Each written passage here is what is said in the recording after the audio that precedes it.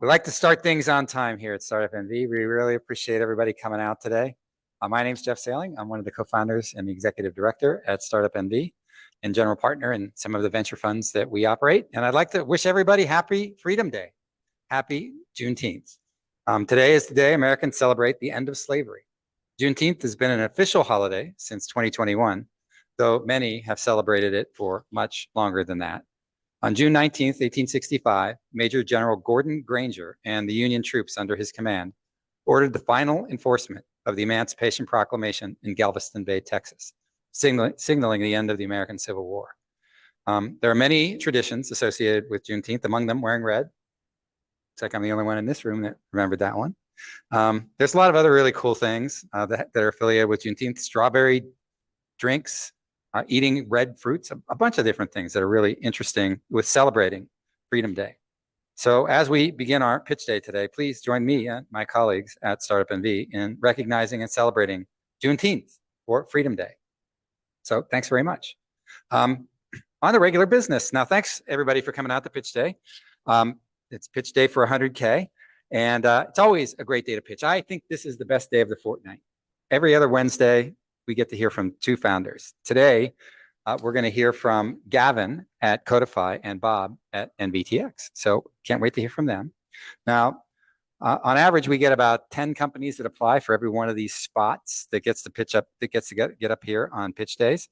So congratulations, guys, on making it through the gauntlet to get here. StartUpNV is a Nevada statewide nonprofit accelerator and incubator. We operate 7 nonprofit programs for entrepreneurs or founders, if you prefer, and 4 for-profit investment funds. Our nonprofit is supported by government grants and corporate sponsors in the short term, and over the long term by the accelerator companies who pledge a small amount of their stock to the nonprofit, and our investors in our venture funds who pledge 5% of their profits, called carry, also to the nonprofit. Now, we run pitch day for 100K every other Wednesday, where companies pitch for the Q&A and for entry into the accelerator program, which comes from an investment from Fund NV, our pre-seed fund. And now that investment is added to by our investor syndicate, and then all of that money put together is matched by Nevada's SSBCI program. Since 2021, when we started investing, we've done 36 transactions in 19 companies, directly investing $9.2 million. And about $29 million if you include the partners who have invested alongside of us. And and we've made investments from as low as $50,000 to as large as $4.3 million. So the average for that is just about $1 million if you divide all that stuff out and do all the math. $1 million per investment. And that group of investments, the $9.2 million that we've invested, is now worth just over $25 million. So not bad for having done this since just 2021. So that's a multiple uninvested capital, for those of you who are following venture capital terms, of just about 3x. Now, the founders pitching today are pitching for investment from our SEC compliant venture capital funds, along with our SEC accredited and Nevada certified investor syndicates.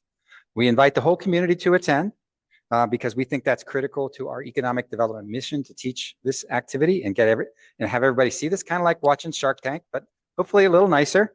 The educational component, we think, is valuable to our community. So once again, the pitches today are not a general solicitation to the community for investment. They are pitching specifically to our investment funds for that. And if you don't understand that accredited investor, Nevada certified investor stuff, just go to our website at startupnv.org. We explain all that stuff there. Now, our nonprofit work would not be possible without the financial help from grants and sponsors. Chief among them are City of Las Vegas, Clark County, Governor's Office of Economic Development, the EDA, and the USDA. We really appreciate their support. Bob, are you ready? Come on up. I know it's gonna be awkward because when we have 2 directly competing solutions on the same day, it can be a little uncomfortable. So, and when Bob starts presenting, you'll realize that was actually a joke. So, Mr. Christopher, over to you. Hello. How do I connect this onto the? So just start sharing again. You should. You're still on the Zoom, right? On Zoom. So just start. Hit your share button there. Pick whatever you're sharing. and you should be ready to go to town. You're good. Presentation. Let All right, now we're talking. me go into full view here. Slideshow. Can everyone see that? Yes, looking Thank good. you. Hello, everybody. Hello, my name is Bob Christopher. Let me stop this here. So I guess it's on automatic play. So, yeah, so I'm Bob Christopher. My co-founder is with me as Darren Valley as well. Nice to meet everybody here. We are NVTX. That means Nevada, Texas, just if you're wondering what the acronym is. We're a Nevada company. We're based on the campus of UNR. So, and we have an interesting story to tell you. So if anyone's heard about batteries and grid storage, that's the area we're focused on. So let me just, there we go. So in the world of batteries, and I'll tell you about my background and where we come from because it's all related to this. But in the world of batteries, there's EV batteries, there's batteries that are used in compliance products like your laptops, and there's big batteries that supply power to infrastructure, so buildings, to hotels, hospitals, and large facilities.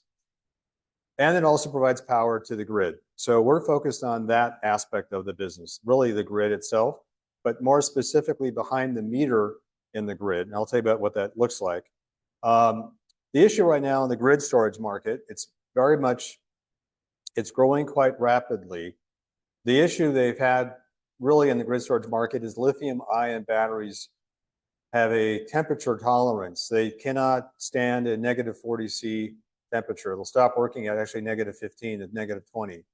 So that's one issue. Then on the high side, when it's very hot, they also lose their volumetric energy. So there's a lowering of the power ability of lithium-ion batteries. So they also catch fire and all sorts of problems with thermal runaway. So we're looking to address the big issue of lithium-ion batteries in grid storage.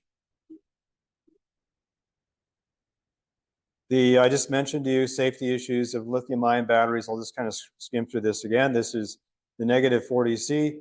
They actually had this in Texas. They had a negative 40 C temperature, and a big part of the battery backup system was inoperable because it wouldn't work. So our solution is to introduce grid storage batteries that address all three issues. One is the safety issue, first of all, price performance, and then durability. So we're introducing what we call LFP batteries, which are lithium iron phosphate batteries, to the market to address the issue of safety. They're less volatile, still lithium, but much less volatile than lithium ion batteries. By an order of 3x less volume, less volatile, less thermal runaway. So it's a good bet for big battery systems. They can tolerate pretty high and very low temperatures up to negative 30. They can't do negative 40, and I'll tell you what our answer for that is in a minute. LFP batteries, if anyone's following the marketplace, is now becoming the new de facto standard. It's because China has adopted LFP batteries as their standard. And China drives the market in batteries, no matter if you like China or not, they're the ones who drive the marketplace. So LFP batteries is really the newcomer coming in. We're introducing this. Our unique position is going to be on sodium ion batteries. We have a background in this. We're going to introduce a unique sodium ion battery into the market by 2025.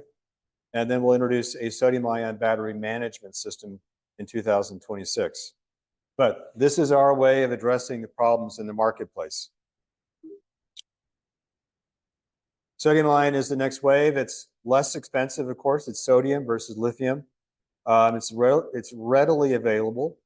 And it has the ability to withstand the negative temperatures of negative 40 and even lower than that, along with high temperatures. So its reliability is very good. It's safe. It does not catch on fire.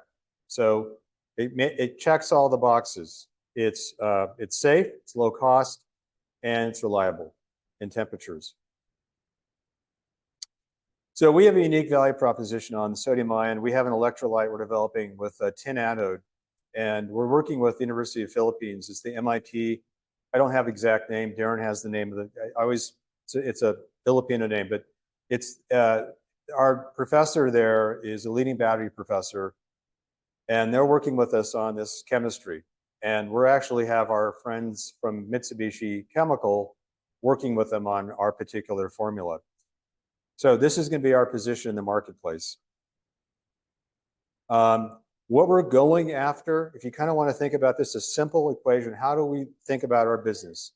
We go after companies that use diesel generators. That could be a data center, that could be a hospital, it could be a hotel. The big issue with diesel is carbon footprint and the cost of running it. We solve both those issues with our battery systems.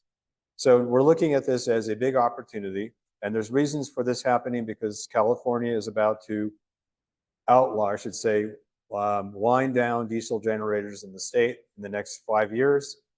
So it'd be a big mass migration to different power systems in California. And I imagine, actually, we're not imagine, we know other states are following the same trend. Diesel generators, according to batteries, it's pretty obvious difference. I won't go into the details. We can talk about that in Q&A if you have some questions.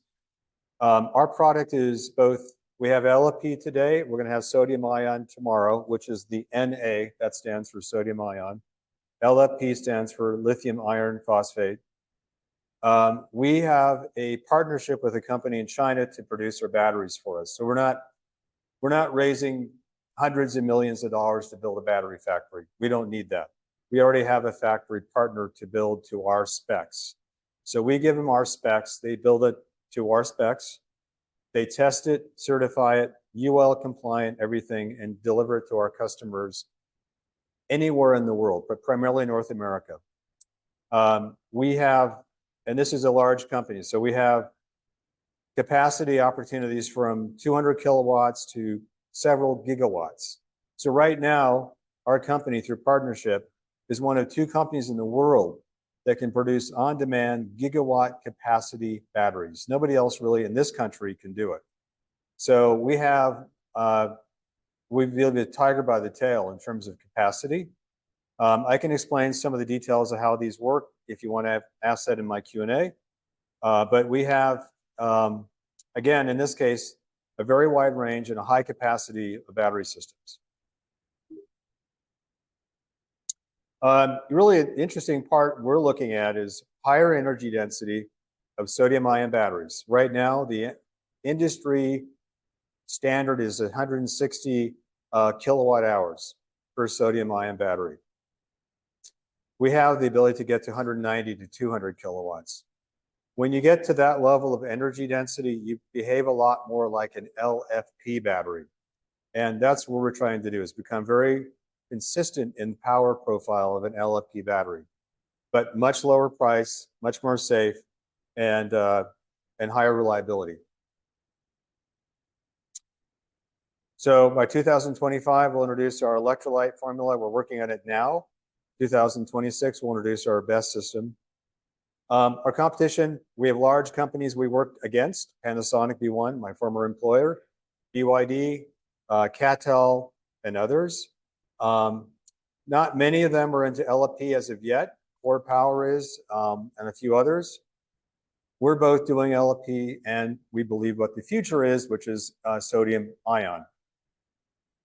The market for this is, the global market for grid storage is quite large. I mean, it's 334 billion. We are looking at our SOM is specific around certain vertical industries that have a certain power profile. So we've calculated the required power of these companies in certain industries, which came up with our $12.4 billion SOM. And our $255 million forecast is basically our forecast for the next 3 years. So we intend to achieve that in the next 3 years. We're working with local government. In fact, this state of Nevada, but the cities in Nevada, the different politicians are very much anxious to work with us because they want power brought to their city. We've already gotten 5 different leads from different parts of Nevada for that. We work with construction firms that build the buildings. So the companies that are building the data centers, for example. There's a lot of data centers, by the way, being built in Nevada. We also work with electrical firms, the companies that do all the fire suppression and safety, which is a big part of the relationship. We work with them. So they have clients they're bringing us into, walking us into relationships. And the third is just direct sales, going to conferences, direct sales to customers. Just to give you a lay of the land, how this prices out, how you pencil out the numbers. 1 megawatt's about $1 million. So you could say, thereabouts, maybe it's 900,000 in a really good deal. It's 1.2 million on even a better deal. But that's about the number. So we are selling megawatts around that price with service model later on top of that. Our model is direct sales. We also provide a leasing program through third party. And then we have power purchase agreements we provide. Power purchase agreement. Hey, Bob. Yes. You're about 30 seconds over. So can you cut to the deal? Sure. Let me just go straight ahead. This is our team. And the deal is $3 million seed convertible notes with a $10 million cap. And this investment qualifies for a 30% tax credit. And how long is that tax credit good? I take it it's from the feds. Yes. Okay. Good question. I don't know the details, Maggie. I can find out. Okay. Thank you for the presentation. It's very interesting. And Jeff, back to you. So thanks. Like I said, it's always awkward when you have two exactly the same presentations back to back. So really interesting. I am continuing to be fascinated by our developing batteries and the technology there so we can store more and more things and power more and more things. Now we just have to generate enough power to actually charge up all those batteries. So you always got an idea for that one too. Separate presentation though. Awesome. Well, thanks to everybody for coming out today, to our participants and everybody watching us on Zoom, YouTube and YouTube Live, and to those who will be watching the recordings later. Just a few program notes as we wrap up here for the day. So, and if you're curious, if you're an investor out there thinking, man, this stuff's cool, how do I get invested in these things? Well, we can help you with that too. Again, go to the website to say, I'm an investor, and there's a bunch of different options for you to join our funds or to join our groups when we put together investment packages for companies like the ones you saw today and others. Just check out your opportunities out there again on startupnv.org. You can join us at our FundNV fund. FundNV has its own website, fundnv.com. Our 1864 fund has its own website, 1864.fund. So you can check out all the information that we have out there on being an investor. Thanks again to Bob and Gavin. Although we've lost Gavin, for presenting today, and to our whole team that puts these on every 2 weeks, and to our investor group who's going to be watching these pitches later. Now, the next time we're pitching is not July 3rd. It's 2 weeks after July 3rd. So I guess that's about 4 weeks from now. So until then, we'll see you back here in 4 weeks for 2 more pitches from awesome Nevada startup companies. July 17th. July 17th. I knew somebody would come up with a date. So until then, take care of yourself. And if you can, someone else too. We will see you back here in 4 weeks. And again, happy Juneteenth. Happy Freedom Day. We will see you back here in about a month.